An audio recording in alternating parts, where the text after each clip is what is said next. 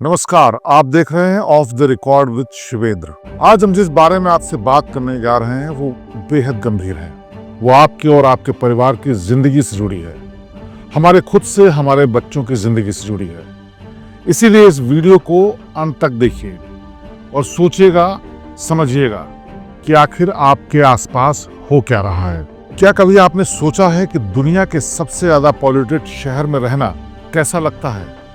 आज आप जब इस वीडियो को देख रहे हैं तो देश की राजधानी दिल्ली एनसीआर एक गैस चैम्बर में बदल चुकी है। एयर क्वालिटी इंडेक्स यानी AQI 450 और 500 के आसपास है, जो कि बेहद गंभीर श्रेणी में आता है। ग्रेड 3 लागू कर दिया गया है, स्कूल बंद करने की बात है, निर्माण कार्य को रोकने की बात है और एक बार फिर वर्क फ्रॉम होम का संकट आ गया है। लेकिन सीधा सवाल यह है कि आखिरकार ये संकट आया क्यों? ये संकट एक दो बार नहीं आता है, बल्कि हर साल आता है। लेकिन इसका कोई भी समाधान ना तो सरकारें निकालती हैं और ना ही कोई और। क्या हम इतने बेबस हैं कि अपनी हवा को भी साफ नहीं रख सकते? क्या हम अपने बच्चों को एक बेहतर भविष्य तो दे ही नहीं पा रहे हैं, लेकिन क्या भविष्य के लिए साफ हवा भी नहीं दे पाएंगे? सबसे पहले हम इसी खतरे की बात करते हैं, क्योंकि असलियत में ये खतरा ही नहीं, ये हवा नहीं, बल्कि हम जहर पी रहे हैं और अपने बच्चों के लिए भी वो छोड़ रहे हैं जो उनके लिए जानलेवा साबित हो रहा है। WHO का सुरक्षित वार्षिक मानक PM 2.5 कितना खतरनाक है कि केवल 5 माइक्रोग्राम प्रति घन मीटर ही अलाउड है, और दिल्ली आखिर कहाँ है? 400-500 के बीच। ये 70 से 80 गुना ज्यादा है। यह है PM 2.5 और PM 10 का मानक। और माइक्रो आतंकवादी, जिसको हवा के रूप में है, सीधे आपके खून के बहाव में बह रहा है और इसका नतीजा आने वाली पीढ़ियां भुगतेंगी। अब इसका आपकी सेहत पर क्या असर होगा, सबसे पहले ये समझिए। सबसे पहले ये श्वसन तंत्र यानी रेस्पिरेटरी सिस्टम पर असर करता है, जिससे हमें अस्थमा, COPD और बच्चों में फेफड़ों के विकास के रुकने की समस्या पैदा होती है। फिर ये शरीर के भीतर खून को गाढ़ा कर देता है, जिससे हार्ट अटैक की समस्या पैदा होती है, खतरा पैदा होता है। और ये इतने गुना बढ़ जाता है कि हार्ट अटैक की संख्या में लगातार वृद्धि हो सकती है। यानी जो बच्चे आज स्वस्थ हैं, भले ही उनको कोई बीमारी न हो, लेकिन इस हवा के चलते भविष्य में उनको हार्ट अटैक हो सकता है, वो भी बेहद कम हुए। लेकिन मेडिकल रिपोर्ट इस बारे में क्या कहती है, ये भी समझिए। लॉन्सेट जैसी प्रमुख मेडिकल रिपोर्ट के मुताबिक भारत में हर साल 15 लाख से ज्यादा मौतें सीधे तौर पर वायु प्रदूषण यानी एयर पोल्यूशन की वजह से होती हैं, और उनसे जुड़ी बीमारियां जानलेवा साबित होती हैं। अब जब हालात इतने बदतर हैं तो हमें इसे साइलेंट पैंडेमिक क्यों नहीं कहना है? साइलेंट पैंडेमिक ही है एक तरीके से, क्योंकि चुपचाप आता है, जान लेता है और चला जाता है। किसी से आप शिकायत नहीं कर सकते, सरकार को सवालों के घेरे में नहीं खड़े कर सकते। नई रिसर्च बताती है कि इसका सीधा संबंध डिमेंशिया से भी है, यानी भूलने की बीमारी, और बच्चों के समझने और विकास की भी मुश्किल होती है। यानी बच्चों का जो दिमाग डेवलप हो रहा होता है, ये एयर पोल्यूशन उनके दिमाग को विकसित करने से रुकता है। कम उम्र में बच्चों में सांस लेने की मुश्किल होती है, फिर उसकी वजह से उनको देखने की मुश्किल होती है और उनकी क्षमता घटती है। इसीलिए कम उम्र में ही उनको चश्मा लगाना पड़ता है और धीरे धीरे यही वर्णांधता के रूप में भी बदल जाता है, यानी कि कलर ब्लाइंडनेस जिसको बोलते हैं। क्या आपके बच्चों का भविष्य यही है? आप सोच कर देखिए कितनी गंभीरता, कितना सीरियस मामला है। ये मामला केवल सेहत से जुड़ा भी नहीं है, इसकी वजह से आर्थिक संकट भी पैदा हो सकता है। एक अनुमान के मुताबिक प्रदूषण के कारण भारतीय अर्थव्यवस्था में हर वर्ष 1 लाख करोड़ रुपए से ज्यादा का नुकसान होता है। आप सोचेंगे ये कैसे होता है? ये प्रोडक्टिविटी का नुकसान है, और ये बीमार लोगों के कारण खोए हुए काम के दिनों का नुकसान है, जो पूरा देश भुगतता है। वैश्विक नुकसान क्या है इसका, ये भी समझना जरूरी है। जब दुनिया देखती है कि भारत की राजधानी को हर साल गैस चैम्बर बनना पड़ता है, तो सीधे तौर पर विदेशी निवेश यानी कि फॉरेन फंडिंग, फॉरेन इन्वेस्टमेंट रोकना पड़ता है।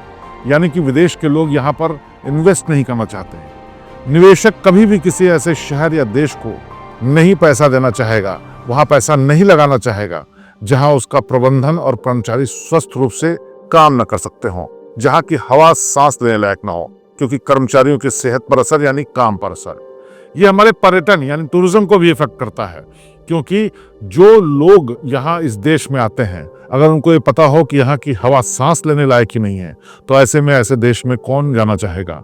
और इसका सीधा असर आप भारत में आने वाले पर्यटकों की संख्या पर भी दे सकते हैं। यानी जो दिल्ली एनसीआर में लोग आते हैं, उनकी संख्या पर जो गिरावट है, उसकी वजह भी यही है।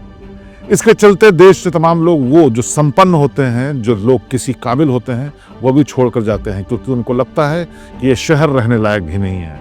इसीलिए देश छोड़ करके जाने के लिए मजबूर हो जाते हैं, जहां कम से कम उनको साफ सुथरी हवा तो मिल सके। हम अपनी विफलता जब देखते हैं तो उसको मानने से इनकार कर देते हैं। सरकारें एक दूसरे के ऊपर आरोप लगाती हैं। आप अगर नजर डालेंगे तो हमारे पड़ोसी देश चीन का शहर बीजिंग 2013 साल 2013 तक दुनिया के सबसे प्रदूषित शहरों में से एक था। लेकिन आप यकीन करेंगे, ये दिल्ली की तरह होने के बावजूद भी उन्होंने वहां पर एक स्कीम चलाई, वहां पर एक प्लान शुरू किया जिसको कहते थे ब्लू स्काई प्लान, यानी नीला आसमान कर देंगे। उन्होंने कोयले से आधारित सभी संयंत्रों को बंद कर दिया, गैस और बिजली का उपयोग अनिवार्य कर दिया। सख्ती सरकार ने ऐसी की कि किसी ने अगर नियम को तोड़ा तो उसके ऊपर बड़ा जुर्माना लगेगा। उत्सर्जन कानूनों को सख्ती से लागू किया। नतीजा ये हुआ कि केवल 4 सालों में बीजिंग ने अपने PM 2.5 के स्तर को 40% से कम कर दिया। सवाल ये उठता है, जब WHO 5 के मानक पर तय है, अमेरिका जैसा देश भी 12 के आसपास जब उनका मानक बढ़ता है तो सख्ती दिखाना शुरू कर देता है, तो भारत में आखिरकार 500 तक पहुंचने पर भी सिर्फ मीटिंग्स क्यों होती हैं? क्यों हम सख्ती नहीं दिखाते? क्यों नहीं हम नियम कानून को कड़ाई से लागू करते? क्यों हम कोई कारगर तरीका नहीं निकालते जिससे कि सांसें साफ हो सकें? लेकिन ये इच्छा शक्ति की कमी है, राजनीति की हार है। हम 1970 के दशक के पश्चिमी देशों की गलतियों को दोहरा रहे हैं, जबकि दुनिया बहुत आगे बढ़ चुकी है। दिल्ली, पंजाब और हरियाणा की सरकारें एक दूसरे के ऊपर आरोप मढ़ती हैं कि वहां पराली जलाने की वजह से प्रदूषण बढ़ता है। लेकिन क्या कभी आपने सोचा है, क्या ये सरकारें किसानों को वो उपाय नहीं दे सकती कि वो पराली जलाने के लिए मजबूर न हो? दुनिया में तमाम टेक्नोलॉजी ऐसी अवेलेबल है, उपलब्ध है, जिसके सहारे किसान अपनी पराली का ठीक से निस्तारण कर सकते हैं। उनको जलाने की जरूरत नहीं पड़ेगी, न ही खुले में उनको उसे रखना पड़ेगा। बावजूद इसके सरकारें उस पर काम नहीं करती। POCA जैसे डिकम्पोजर मशीन जो सिस्टम आता है, वो वैज्ञानिक तरीका है जिससे किसान अपने वेस्ट मटेरियल को, यानी कि अपनी पराली को निस्तारण कर सकते हैं, लेकिन सरकारें उस पर कभी काम नहीं करती। नतीजा ये कि किसान पराली को खुले में जलाते हैं, आसमान में धुआं उठता है, दिल्ली NCR की तरफ ज़्यादा आता है, हरियाणा, पंजाब और राजस्थान की तरफ से, और उसका खामियाजा भुगतना पड़ता है वहाँ रहने वाले लोगों को, खास तौर पर बुजुर्गों और बच्चों को। जब मामला ज़्यादा बढ़ता है तो देश में देश की राजधानी दिल्ली में GRAP 3 लागू कर दिया जाता है। उससे निर्माण कार्य रुकता है, लेकिन साल भर क्या होता है, बिल्डर और नगर निगम और सरकारी तंत्र के बीच जो एक भ्रष्ट नेक्सस चलता है, नियम की खुलेआम धज्जियां उड़ाई जाती हैं। उसकी वजह से साल भर के लिए इतना पोल्यूशन बढ़ जाता है कि उसका भी खामियाजा वहां रहने वाले लोग भुगतते हैं। जबकि सरकार को चाहिए कि बड़े बिल्डर्स और ऐसा निर्माण करने वालों पर इतना भारी जुर्माना लगाए कि वो ऐसा करने की हिम्मत ही न करें। लेकिन विकास की हमारी परिभाषा ये हो गई है कि हमारी सांसें ही सबसे सस्ती चीज बन गई है। वाहनों का धुआं, औद्योगिक उत्सर्जन और कचरा जलाना, इन पर लगाम कसने का जिम्मा आखिर किसका है? नगर निगमों का, सरकार का। लेकिन इस पर कितना काम होता है ये आप और हम सब जानते हैं। हमारी वो प्राथमिकता में ही नहीं है। जब मामला ज्यादा बढ़ता है तो बातें की जाती हैं राजनीति की, बातें की जाती हैं कि किसकी गलती थी, किसकी लापरवाही थी, एक दूसरे पर ठीकरा पोका जाता है, लेकिन नतीजा कुछ नहीं निकलता। मौसम बदलता है, हवा चलती है, बारिश होती है, और उसके बाद जैसे ही पोल्यूशन थोड़ा कम होता है, सरकारें फिर सो जाती हैं। कचरा जलाने की समस्या विकराल हो चुकी है।